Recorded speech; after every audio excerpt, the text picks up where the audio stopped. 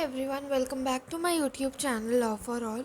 सो हमने अपना types of company वाला पूरा कंसेप्ट कंप्लीट कर लिया। इलीगल एसोसिएशन हमने देख लिया क्या होता है।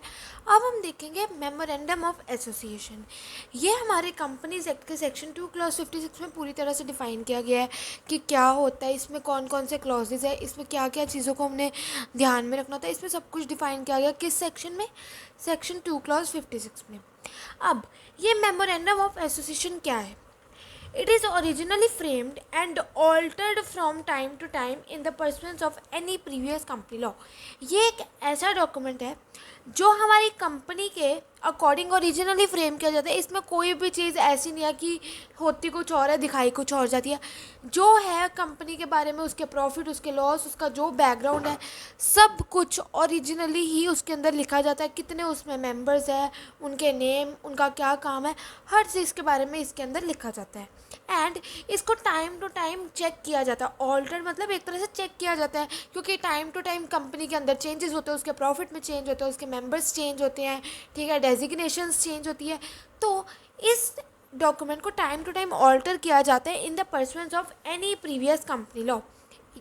2013 वाला कंपनी लॉ हो सकता है, प्रीवियस कंपनी लॉ में 1956 वाला हो सकता है, ठीक है। अब मेमोरेंडम ऑफ एसोसिएशन देखो, इसमें वर्ड है मेमोरेंडम। What is memorandum? क्या है मेमोरेंडम? मेमोरेंडम क्या है? हमारे ना इसके बारे में हमें बताया, हमारे दो ऐसे थे बंदे, उन्होंने बोला क्या क्या नेम है उनका, पैल्मर और Lord Cyrus, PALMER and LORD CAIRUS। ये दो जने थे, इन्होंने बताया मेमोरेंडम क्या होता है। क्या होता है? It is a chartered document of the company. अब ये चार्टर्ड डॉक्यूमेंट का मतलब कंपनी का इम्पोर्टेंट वाला डॉक्यूमेंट, कंपनी का मेन जो डॉक्यूमेंट है वो है ये मेमोरेंडम ऑफ एसोसिएशन, ठीक है। It defines the objective of company. इसके अंदर कंपनी को जो ऑब्जेक्टिव है वो डिफाइन किया जाता है कि हमारी कंपनी क्यों बनाई गई थी, क्या उसका ऑब्जेक्टिव है, क्या उसका ऑब्जेक्टिव हेल्प करना है लोगों की, या प्रॉफिट अर्न करना है, या कोई पर्टिकुलर रीज़न होता है ना हर एक चीज़ को करने का। तो उन कंपनी को बनाने का क्या रीज़न है, मतलब कंपनी का ऑब्जेक्टिव डिफाइन किया जाता है। फिर scope of the companies operation, कि मतलब कंपनी का कितना स्कोप है, स्मॉल लेवल पे है, मीडियम लेवल पे है, हाई लेवल पे है, क्या स्कोप है, ठीक है, क्या क्या वो चीज़ें प्रोवाइड कर रही है। Then powers and the limitations of the company, की कंपनी के पास कौन कौन सी पावर है, कंपनी में क्या क्या लिमिटेशंस है जो कंपनीज लॉ के अकॉर्डिंग उसके ऊपर बाइंडिंग है। कि मान लो कि लिमिटेशंस में क्या है कि लिमिट लगा दी फॉर एग्जांपल कि इतने से ज़्यादा हम शेयर्स इशू नहीं कर सकते, इतनी कैपिटल से ज़्यादा हम कैपिटल नहीं लगा सकते, इस तरह से लिमिटेशंस होगी, ठीक है। Contains the fundamental conditions upon which a company is allowed to be incorporated. और मेमोरेंडम में ये भी बताया जाता है कौन कौन सी फंडामेंटल कंडीशंस है जिसके बेसिस पर, जिसके ऊपर कंपनी को इनकॉर्पोरेट करने के लिए अलाउ कर दिया जाता है। इनकॉर्पोरेशन मतलब कंपनी को सेटअप करने के लिए अलाउंस दे दी जाती है, ठीक है। Then enables the person outside who are dealing with the company to know the power and range of the company।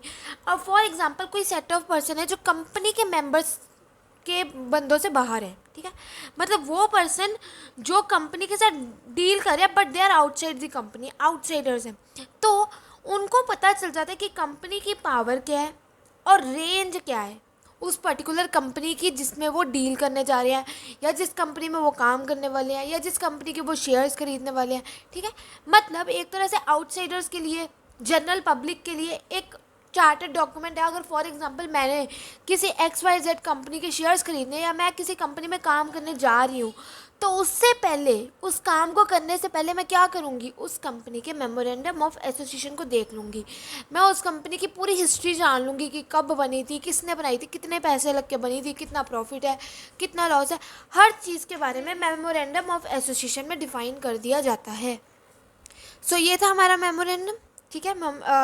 लग गया होगा ये आपको पता कि मेमोरेंडम क्या होता है। अब कुछ केस लॉज हुए थे जिसकी मदद से ना हमें जस्टिफिकेशन मिल गई थी कि मेमोरेंडम ऑफ एसोसिएशन के रिलेटेड क्या क्या जस्टिफिकेशन है वो। पहला हमारा केस लॉ था Pacific coast coal mines versus Arbuthnot. ये क्या नेम है इसका, ARBUTHNOT। ये केस हुआ था किसके बीच में, पैसिफिक कोस्ट कॉल माइंस कोई कंपनी होगी, ठीक है, वर्सेस आर्बतनॉट। इसमें क्या हुआ था, इसमें इन्होंने क्या बोला, इस केस से क्या कंक्लूजन निकला था कि जो कंपनी है ना, it is not allowed to do any act which is not defined in the memorandum of association. अगर किसी कंपनी के मेमोरेंडम ऑफ एसोसिएशन में किसी चीज़ के बारे में लिखा है कि ये चीज़ नहीं करनी, तो वो चीज़ नहीं करनी। किसी चीज़ के बारे में लिखा है कि ये चीज़ इतनी ही करनी है, तो वो चीज़ उतनी ही होनी चाहिए। मतलब एक तरह से देखा जाए कि उन्होंने क्या कहा कि जो मेमोरेंडम में लिखा है वो ही होना चाहिए, उसके बाहर भी नहीं होना चाहिए कुछ, और उसके अलावा उसके कुछ भी नहीं होना चाहिए उसके अलावा, ठीक है। Even if all members agree, चाहे पूरा जितने भी हमारी कंपनी के मेंबर्स हैं सारे लोग शेयर होल्डर्स मान जाए, फिर भी कोई भी ऐसी चीज़ नहीं होनी चाहिए जो हमारे एमओए में नहीं लिखी, ठीक है।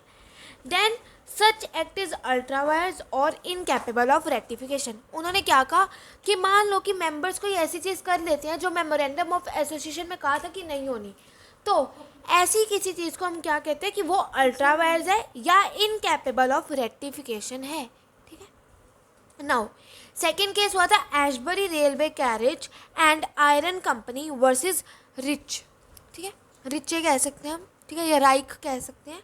किसके बीच में, Ashbery railway carriage and iron company versus rich. इसमें क्या कहा था, जो हमारा मेमोरेंडम ऑफ एसोसिएशन है ना, इसमें हर चीज़ बताई जाती है कंपनी के बारे में कि both the things that are affirmative and that are negative.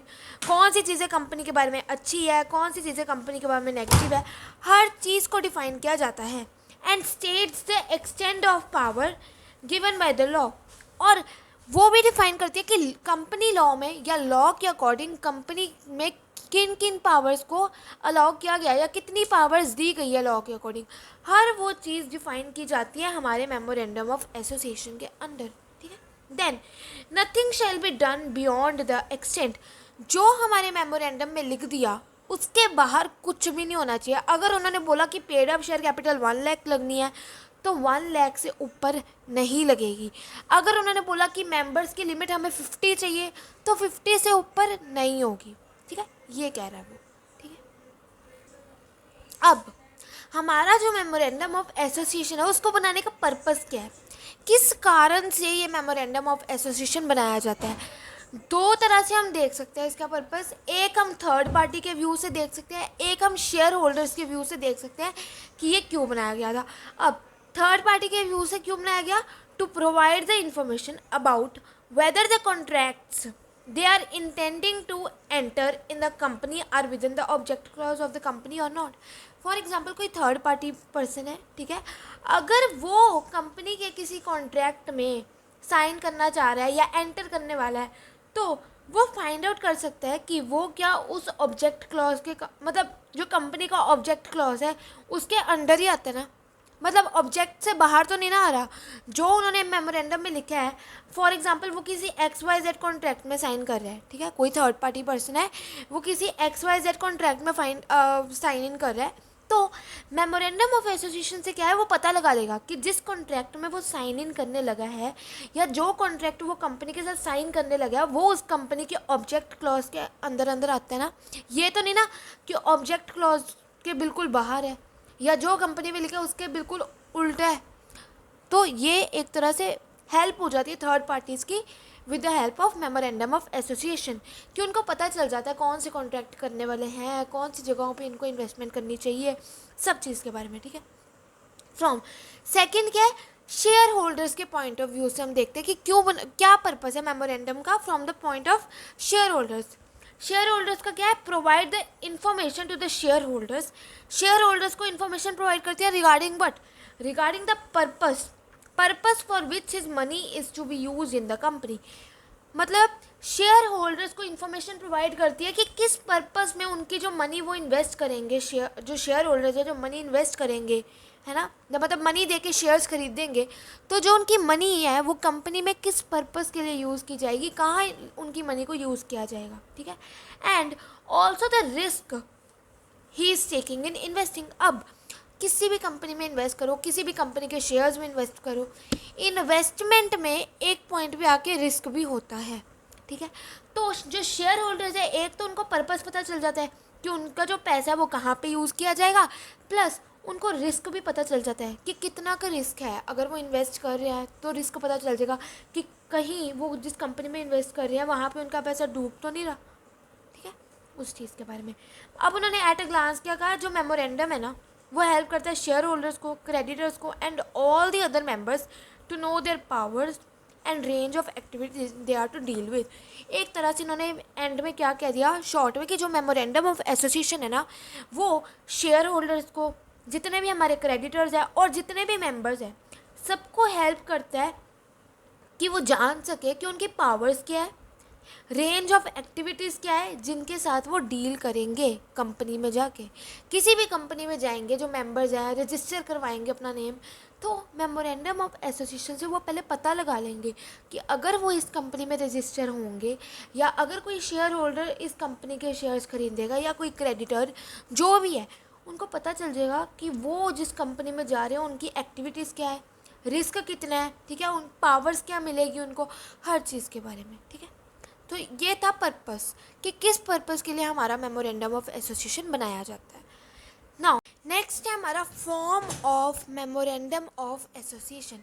इसको डिफाइन किया गया है सेक्शन 4 क्लॉज 6 में। बेसिकली हमारे 5 टेबल है, table A, table B, table C, table D and table E. और हर एक टेबल अलग अलग केस में एप्लीकेबल होता है क्योंकि हर एक कंपनी का अपना अपना सिस्टम है। कोई कंपनी में शेयर्स, कोई कंपनी लिमिटेड बाय शेयर है, कोई कंपनी अनलिमिटेड है, कोई कंपनी में गारंटी है बट शेयर्स नहीं है, कोई कंपनी में शेयर्स है गारंटी है, दोनों है, ठीक है। तो क्या है, टेबल ए कहाँ पे एप्लीकेबल होता है, in the case of company limited by share. कोई कंपनी जो शेयर से लिमिटेड है उस केस में हमारा टेबल ए एप्लीकेबल होता है। टेबल भी कहाँ पे एप्लीकेबल होता है, इन the company limited by guarantee. ऐसी कंपनी जो गारंटी से लिमिटेड है बट उस कंपनी में शेयर कैपिटल नहीं है, या फिर कह लो कि ऐसी कंपनी जो लिमिटेड बाय गारंटी है और उस कंपनी में शेयर कैपिटल नहीं है। टेबल सी में क्या कहा, ऐसी कंपनी जो लिमिटेड बाय गारंटी तो है और उसमें शेयर कैपिटल भी है, ठीक है, वहाँ पे हमारा टेबल सी एप्लीकेबल होता है। टेबल डी कहाँ पे एप्लीकेबल होता है, ऐसी कंपनी जो अनलिमिटेड कंपनी है, लिमिटेड नहीं अनलिमिटेड कंपनी और उसमें शेयर कैपिटल भी नहीं है, unlimited company without share capital. Table E हमारा कहाँ पे एप्लीकेबल होता है, ऐसी कंपनी जो अनलिमिटेड है बट विद शेयर कैपिटल। सो ये हमारे 5 टेबल्स थे। टेबल ए उस कंपनी में एप्लीकेबल है जो लिमिटेड बाय शेयर है, टेबल बी ऐसी कंपनी जो लिमिटेड बाय गारंटी है बट उसमें शेयर कैपिटल नहीं है, टेबल सी ऐसी कंपनी में जो कंपनी लिमिटेड बाय गारंटी तो है और उसमें शेयर कैपिटल भी है, और टेबल डी अनलिमिटेड कंपनी में विदाउट शेयर कैपिटल, और टेबल ई अनलिमिटेड कंपनी में विद शेयर कैपिटल, ठीक है। सो ये हमारा हो गया फॉर्म्स ऑफ एमओए कंप्लीट। और एक उन्होंने नोट दिया कि अगर कोई पर्सन जो माइनर है या इनकॉम्पिटेंट पर्सन, वो सब्सक्राइबर नहीं बन सकता किसी कंपनी का, शेयर्स नहीं परचेज कर। माइनर कौन है, जो 18 से छोटे है। इनकॉम्पिटेंट कौन है, जो जिसका दिवालिया हो चुका है, जो बैंकरप्ट है या वैसे मेंटली अपसेट पर्सन है कोई, तो वो सब्सक्राइबर नहीं बन सकता, वो शेयर्स नहीं खरीद सकता, ठीक है। ये हमने देखा अपना बेसिक जो हमें पता होना चाहिए मेमोरेंडम ऑफ एसोसिएशन के लिए। और इसमें से क्वेश्चन भी पूछा जाता है कि व्हाट इज़ मेमोरेंडम, ये हमें केस स्टडी के फॉर्म में पूछा जा सकता है, ठीक है। इसको कर लो आप अच्छे से। नेक्स्ट वीडियो में हम देखेंगे मेमोरेंडम ऑफ एसोसिएशन के कंटेंट्स। बेसिकली उसमें 7 हेड्स है और सबसे बड़ा जो हमारा मेन हेड है वो हमारा नेम वाला होता है, ठीक है। मतलब नेक्स्ट 2 वीडियोस में हमारा मेमोरेंडम ऑफ एसोसिएशन वाला टॉपिक कंप्लीट हो जाएगा। उसके बाद हम देखेंगे आर्टिकल ऑफ एसोसिएशन वाला, फिर हमारा एमओए और एओए वाला दोनों टॉपिक्स कंप्लीट हो जाएंगे, ठीक है। इसके रिगार्डिंग अगर आपको कोई भी डाउट है तो you can put down in the comment section. पिछली वीडियोस में हमने जो टॉपिक किए उनके रिलेटेड भी कोई क्वेरी है तो आप कमेंट करो, ठीक है, या आप मेरे को इंस्टा पे भी डीएम कर सकते हो, ठीक है। एंड रिवाइज करते रहो। अगर आपको किसी भी टॉपिक से रिलेटेड वीडियो चाहिए तो आप उसके रिगार्डिंग भी आप कमेंट डालो, ठीक है। Keep revising, take care, love you all and do not forget to like, share and subscribe to my channel for more updates. Thank you.